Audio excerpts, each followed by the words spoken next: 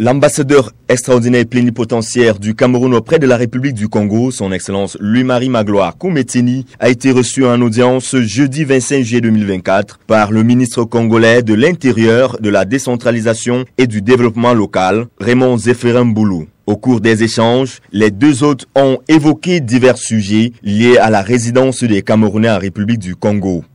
Je voudrais relever que c'est une revue normale des questions de coopération pour ce qui est du portefeuille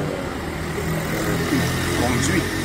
Notamment, vous savez très bien, les questions de séjour des Camerounais au Congo, de cohabitation pacifique des deux peuples, les questions de frontières, les questions de trafic au niveau du corridor de Brazzaville, Yaoundé, dans la ville, voilà selon les cas. Voilà les principaux sujets qui ont déroulé nos entretiens.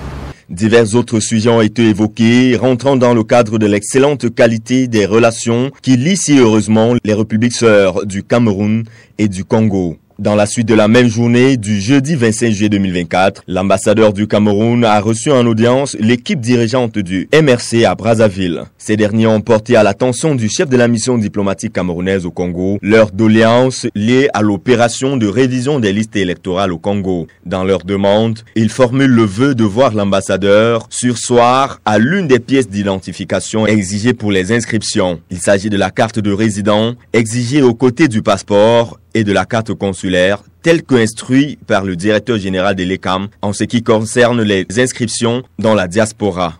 Sur un ton pédagogique, l'ambassadeur a rappelé le caractère autonome de l'organe en charge des élections au Cameroun, qui, à travers le communiqué de son directeur général, a fixé la règle en ce qui concerne le processus d'enrôlement sur les listes électorales dans la diaspora. Nous lui avons posé la question de savoir est-ce qu'on ne peut pas inscrire les Camerounais avec leur identité, ça veut dire passeport ou carte nationale d'identité, plus la carte consulaire.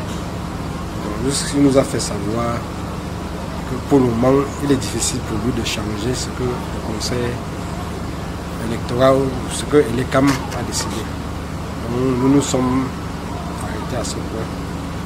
Et nous irons dire à notre base de se préparer pour venir s'inscrire sur la liste électorale qui est ouverte dès aujourd'hui. Ils viendront s'inscrire avec les documents qui ont été indiqués par l'ambassade, à savoir la carte de séjour en cours de validité, la carte consulaire en cours de validité, le passeport ou la carte nationale. Tout en précisant que la mission de l'ambassade demeure non pas de changer les règles édictées par l'ECAM, mais plutôt à encadrer les ressortissants camerounais selon les idéaux de cohésion nationale. Toujours dans son rôle de pédagogue, l'ambassadeur a invité le directoire du MRC au Congo à contribuer à la formation de l'élite camerounaise au Congo dans le respect des lois et réglementations de leur pays d'accueil, aussi bien que dans la promotion de la paix et l'unité nationale.